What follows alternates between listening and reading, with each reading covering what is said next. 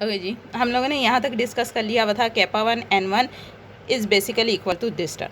अगर फिर से रीराइट करें तो T1 प्राइम की वैल्यू लगाई है हम लोगों ने, N प्राइम की वैल्यू लगाई है और DS/DS1 की वैल्यू उठाई है इक्वेशन नंबर 3 से, और ये हमारे पास टर्म जो है वो बन गई। ओके जी, नेक्स्ट हम स्टेप कर रहे हैं कि squaring on both side. Squaring on both side का मतलब है कि एक दफ़ा इस टर्म का स्क्वायर, एक दफ़ा इस टर्म का स्क्वायर और एक दफ़ा नीचे वाली टर्म का स्क्वायर। ठीक, so kappa 1 square as it is N1 square का मतलब है यहाँ पे N1 डॉट N1, क्योंकि वेक्टर्स हैं डॉट प्रोडक्ट लगेगी, और N1 डॉट N1 का जो वैल्यू आती है 1 आती है, क्योंकि एक तो ये यूनिट वेक्टर्स है, मैग्नीट्यूड 1 है, और इनमें एंगल जो होता है वो 0 होता है, तो cos 0 1 के बराबर आ गया। सो हमारे पास एग्जैक्ट इक्वल टू 1 आ जाता है। मतलब ये जो यहाँ पे N1 का स्क्वायर है वो बेसिकली यहाँ पे 1 होके रिमूव हो जाएगा। ओके जी, ऑन दी अदर साइड अगर मैं देखूँ यहाँ पे नीचे वाली वैल्यू एज इट इज़, इस पे होल स्क्वायर का फार्मूला लग रहा है A² plus B² minus 2AB वाला, सही। सो एक दफ़ा टा square B² kappa square T² minus 2 टा B कैपा T, राइट।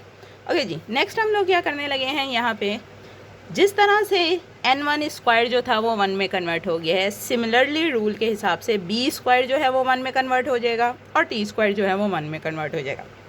और अगर हम यहाँ देखें तो B डॉट T का डॉट प्रोडक्ट बन रहा है, और हमें ये पता है कि B और T जो होते हैं वो आपस में म्यूचुअली परपेंडिकुलर होते हैं।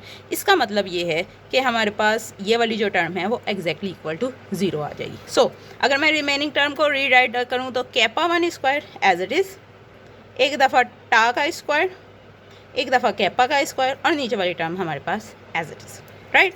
ये हमारे पास ये चीज़ बन गई। ओके जी, अगर हम square root on both side लगाते हैं, ये स्क्वायर ख़त्म हो जाएगा, कैपा 1 बच गया।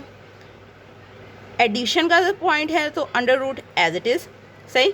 और ये हमारे पास अंडर रूट से निकल गया कैपा, ये भी अंडर रूट से D माइनस है। सो हमारे पास ये चीज़ प्रूव हो गई जो हम लोगों को बेसिकली प्रूव करनी थी कि kappa 1 which is a curvature of a C1 is exactly equal to curvature of a C plus torsion of a C over curvature into D minus S, where S is the arc length and D is any constant, right?